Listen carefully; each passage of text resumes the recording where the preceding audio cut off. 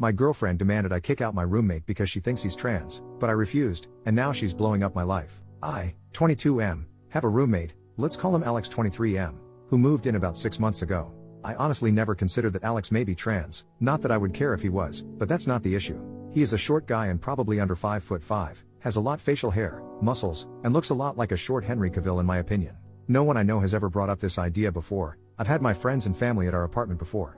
This is really the part that gets to me because my mom is extremely against any gay people, and if she sensed anything was up she would have caused problems right away. Alex and I get along. We're polite but not really friends. He's quiet but super polite, always pays rent on time, helps with chores, and even shares his cooking with me. I appreciate having him around, especially because my last 3 roommates were each their own horror story. The issue came up when my girlfriend, let's call her Sarah 28F, came over one day. Alex was shirtless. To clarify, I forgot to tell Alex that she was coming over, and she noticed the scars on his chest. After that she was quiet and short with me her entire stay there. When she got home, she blew up my phone, asking why I had a female living with me. I was confused and asked what she was on about. She says that she knows that his scars are from top surgery and that he is short, so he has to be trans, and a born female. I tried to explain that even if Alex is trans or a born female, that there is no way I'd be attracted to him because to any person who looked at him, you would see a freaking guy. Plus he's respectful and doesn't cause drama like my last roommates, which she knows about. Just to be clear, I honestly still have no idea if Alex is even trans. I googled it, and those scars could be from some other surgery, like heart surgery or gynecomastia. And I really don't have an argument for him being short, but there is a lot of short men. At first Sarah wanted me to just ask Alex if he was trans, which why the heck would I do that, or give her his last name so she can run a background check. I said no to both. Then she said this was a violation of trust and that if I didn't either find out if Alex is trans, and kick him out, or just kick him out that she would have to reevaluate things. Basically threatening to break up. I said I don't do ultimatums and that we're done. Since then, she's been messaging me every single day for over 2 weeks, even after I blocked her on everything because she wouldn't leave me alone, pissed that I wouldn't do this small thing for her. She ranges from, "Are you screwing him?" to "Let's just talk, and why can't you at least give me closure and ask him?" to the most recent her telling our mutual friend about the situation. Our friend wants nothing a part of this shit show. I didn't feel bad at first, but after talking about it online, I've had some people say I should have just asked my roommate if he was indeed trans just to keep the peace, or that I shouldn't have essentially picked my roommate who I've only had for about 6 months over my girlfriend of 5 years. I wonder if I'm being unreasonable. I legitimately do not see how any straight dude could find Alex attractive, personally, but maybe I should have done something just to keep the peace. Edit to answer some questions. Same day, did you break up with her? Yes. During the text conversation we broke up. I always told her I had one rule, that I don't do ultimatums. If she were to say choose so and so or me, that I would leave. I put up with a lot of shit, verbal and physical, but I don't put up with that kind of bull crap. Ages? I was 17 and she was 22 or 23 when we got together. It's been a long time, so I'd have to look back to make sure. But yeah, I was for sure 17. We got together the day I turned 17, our anniversary is my birthday. We couldn't get together before then because of the age of consent in my state, which I get now is really messed up. I don't know if it helps, but we have known each other our entire lives. My mom is her mom's best friend. When my mom worked, I would go over to Sarah's mom's house so I wasn't alone. We started talking and flirting when I was about 15 or 16 but didn't cross any physical lines until I turned 17 because I didn't want her to get arrested. I get that sounds bad. I really do. But at the time I didn't see it as bad. Just in case it is asked, our moms encouraged it. Why would you want to be with someone like that? I don't. I really don't. I didn't realize it was transphobia until some people here talked to me about it. I thought it was just her being jealous. But I get how messed up it is now. Please understand I live in the Bible Belt. I didn't even know trans people existed until I was 16. My personal thoughts is that I don't see a problem with people being trans and transitioning. I think at the end of the day it isn't my business. Is Alex trans? I have no clue. He could be, but he could have also had breast cancer, gyno, heart, lung, or any kind of other surgery. I used a photo from Google because this whole time I personally thought he had gyno or something. But it's not my business. Is Alex safe? I'll talk to him when I get home and then talk to my landlord. I will change my gate code and also have her removed from the allowed guest list and also ask my landlord to not let her in personally. She hasn't been too violent of a person in the past, but I also didn't know she was this insane in the past either. Was there abuse? I feel like this has been kinda implied in some questions.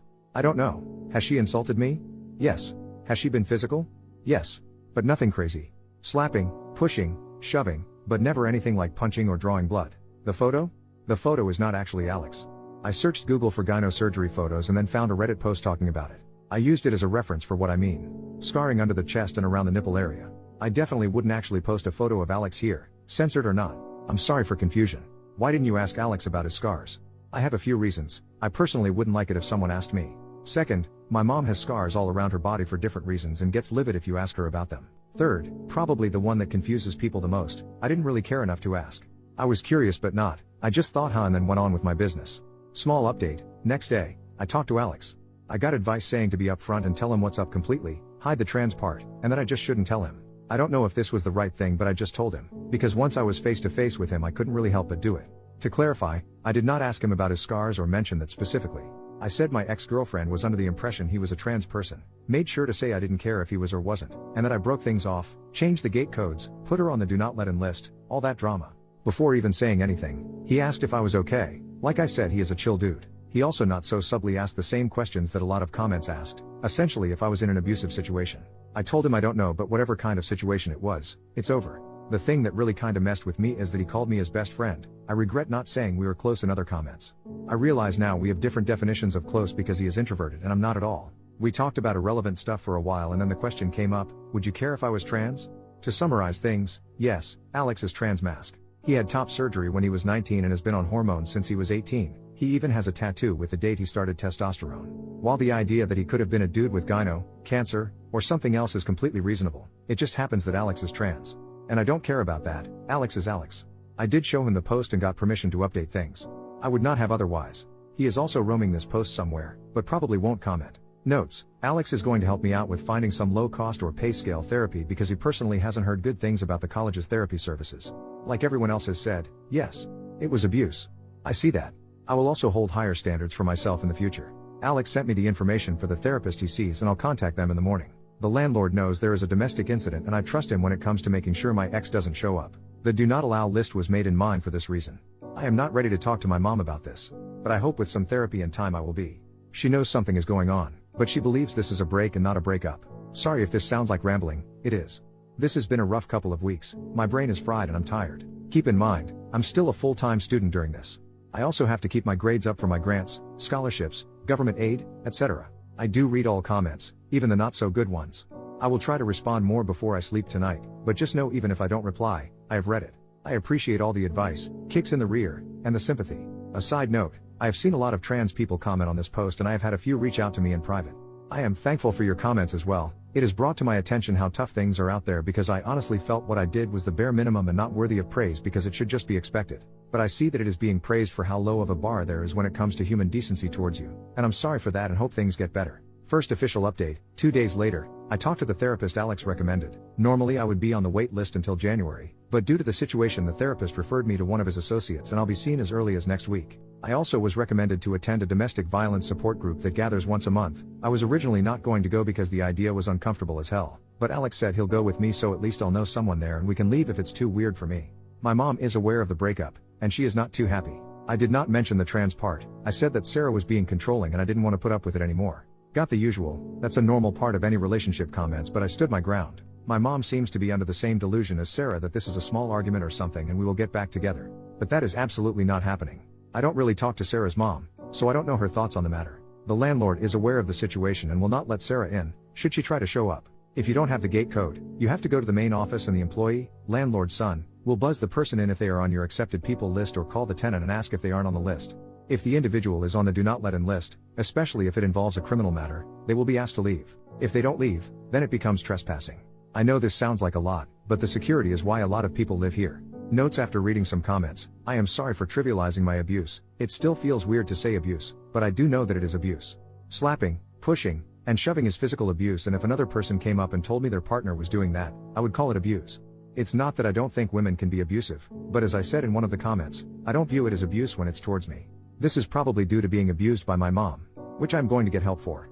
For reference, when I mention my mom's abuse, it's why I'm low contact with her. The reason why I was extremely underweight as a kid is because she just straight up didn't feed me a lot of the time. CPS got called a lot, but never did anything. They also didn't take any claims by my teachers that I was being abused as creditable because there were no marks or bruises, which has warped my view on abuse. Going forward, if I date again, then I won't put up with any physical or verbal abuse. A couple of comments helped by saying that if I was confused on if it was wrong, to think about if it was another person going through it, which has been helpful in what I feel is right and wrong treatment towards me. After a lot of talking, it turns out Alex and I have been friends this whole time, but because I've never had an introvert friend before, I didn't exactly realize. Alex says he didn't want to annoy me by trying to chat with me all the time, which ironically is what I was feeling. Now we're going to hang out more and he is trying to get me to join the D&D game he is in. Thank you for reading my giant block of text. I'm grateful for all the comments, regardless if they are good or bad. I do read all of them. Second update, 7 weeks later. Hey everyone, I'm really sorry it's taken so long to update. I've been focusing on my mental health and keeping up with school, but overall, I'm doing better than I ever have. I've been going to therapy every week, it'll be every other week starting in January, attending a domestic violence support group every other week, playing D&D weekly, and I've made several new friends through the support group and D&D. Honestly, if it weren't for Alex, I'm not sure I'd have made it this far. He's driven me to therapy, gone to the support group with me even though he didn't need to, got me into D&D, and introduced me to his friends, who are now also my friends.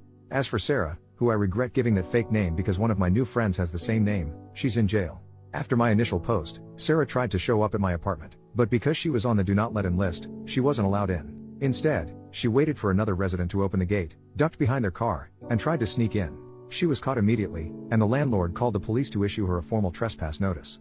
After that, I began the process of getting a PPO, personal protective order. A week later, Sarah was arrested on charges unrelated to my apartment. She was arrested for trespassing, after warning, resisting without violence, and disorderly conduct. She's currently in jail, awaiting her court date. It's likely not going to go well for her since she was already on probation for a second DWI/DUI, and one of the conditions of her probation was to not break the law. How do I know all this? A mutual friend posted it on his Snap story. More good news, my PPO was approved on Monday. It took too long in my opinion, but whatever, it's finally done. Now, for some difficult news, I'm officially no contact with my mom. I know, logically, this is the right decision because she's not a healthy person, but it still hurts. After talking with my therapist and in support group, I realized that my views on healthy relationships and abuse were really warped, especially by my mom. I know some might say it's important to forgive her or at least give her a chance to change, but I just can't. I can't bring myself to forgive her. She neglected me as a child, physically and verbally abused me into adulthood, and even encouraged me to date an adult when I was a minor. After reflecting on everything, I also can't bring myself to say I love her. I realize I only felt that way out of obligation and pity. My mom was taken advantage of when she was a minor, which led to her pregnancy with me, and I do feel bad for her. But instead of seeking help, she chose not to. Now, I'm using her as a reverse moral compass. Whatever she did, I now try to do the opposite. This Christmas, I'm spending time with Alex and his family, which I guess is now also my family. I'm really thankful for the continued support from all of you, and I'll try to provide more updates moving forward. Relevant comments. Commenter, I am really happy for you. I know this is an odd question, but are you and Alex just friends or? OP. Admittedly, I don't know how to answer this properly and I don't even know if I want to answer it. While almost all of the comments on the initial post were overwhelmingly positive, there were some negative comments who teased that I must like Alex or something. It also felt upsetting because it was implying that I only did the right thing because I must have had feelings or must have been screwing Alex. But on the other hand, I'm not ashamed of Alex and shouldn't let those negative comments control me. I'm just going to say it here, and if anyone says anything disrespectful then I just won't respond. Very recently, as of a few days ago, I am now dating Alex. At first, we joked around about us pretending to get together despite my ex, but then it became less of a joke. Sexuality-wise, I'm not sure where I'm at. I realize now I didn't exactly find my ex attractive romantically or intimately. I mistook platonic almost familial love for something else, plus I was being pushed to date her from the start. Even after finally having women friends, I really don't find them attractive in that way. The only one who I liked was Alex, which I realize doesn't make me straight, but I'm not sure what to call myself now. I'm taking this one step at a time.